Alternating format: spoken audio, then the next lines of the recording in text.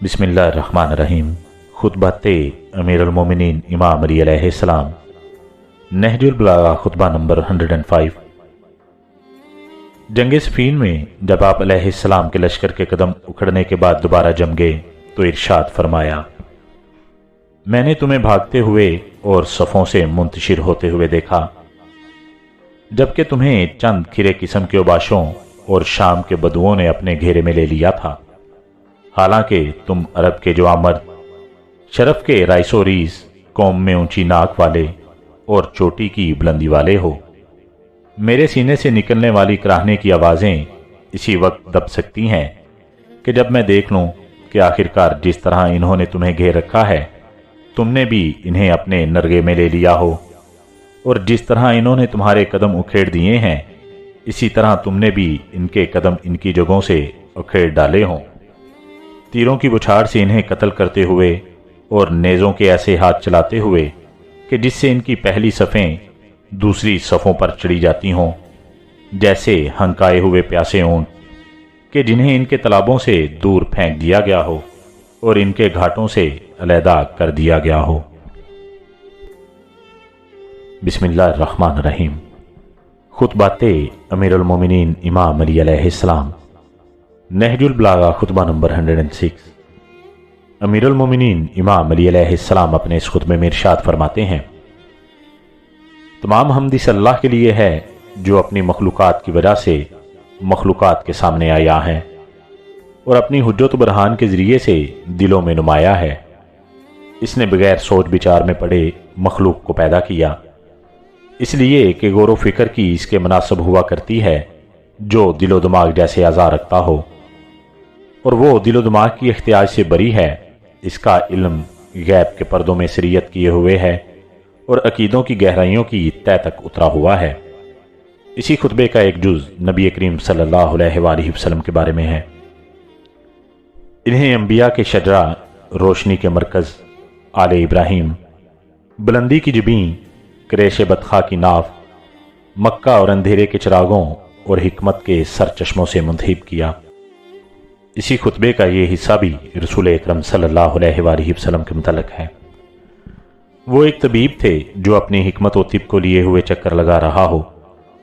इसने अपने मरहम ठीक ठाक कर लिए हों और दागने के आलात तपा लिए हों। वो अंधे दिलों, बहरे कानों, गूंगी ज़ुबानों के इलाज मुआवजा में जहाँ ज़रूरत होती है इन चीज़ों को इस्तेमाल में लाता हो, और दुआ लिए गफलत ज़दा और हैरानी और परेशानी के मारे हुओं की खोज में लगा रहता हो। मगर लोगों ने ना तो हिकमत के तेवरों से ज़ियाए नूर को हासिल किया और ना अलूम दरख्शा के चिराग को रगड़ कर नूरानी शोले पैदा किए। वो इस मामले में चरने वाले हवानों और सख्त पत्थरों के मानिद हैं। अहले बसीरत के लिए छुपी हुई चीज़ें ज़ाहिर हो गई हैं और भटकने वालों के लिए हक की राह वाज़ेह हो गई, और आने वाली साथ ने अपने चेहरे से नकाब उलट दी और गौर से देखने वालों के लिए अलामतें ज़ाहिर हो चुकी हैं। लेकिन तुम्हें मैं देखता हूं कि पैकरे बेरूह और रूहे बेकालब बने हुए हो, आबिद बने फिरते हो बगैर इस्लाह व तकवा के, और ताजर बने हुए हो बगैर फ़ायदे के। बेदार हो मगर सो रहे हो, हाजिर हो मगर ऐसे जैसे गायब हो, देखने वाले हो मगर अंधे हो, सुनने वाले हो मगर बहरे, बोलने वाले हो मगर गूंगे।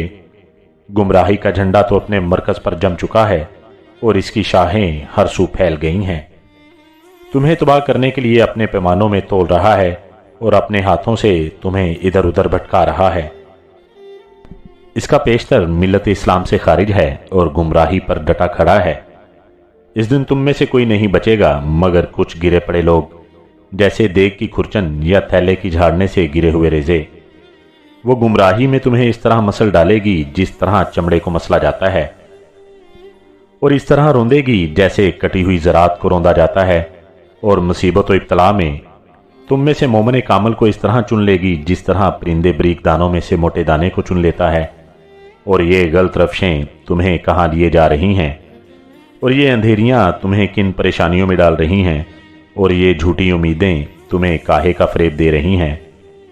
कहाँ से लाए जाते हो और किधर पलटाए जाते हो। हर म्याद का एक नोश्ता होता है और हर गायब को पलट कर आना है। अपने आलम रबानी से सुनो।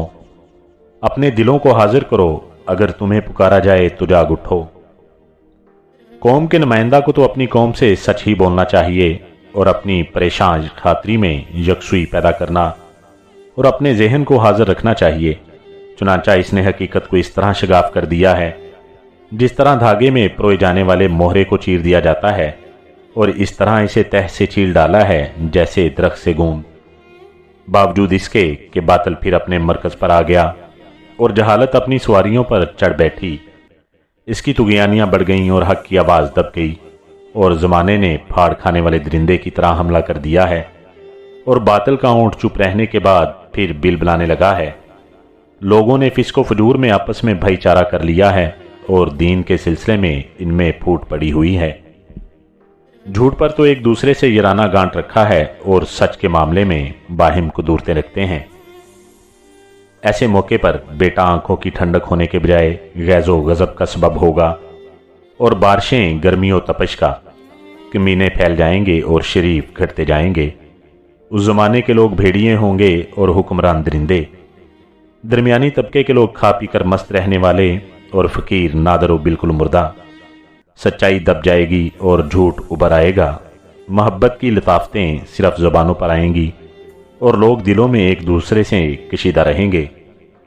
नसब का म्यार जना होगा, इफ़्फ़त व पाकदामनी निराली चीज़ समझी जाएगी और इस्लाम का लबादा पोस्तीन की तरह उल्टा उड़ा जाएगा।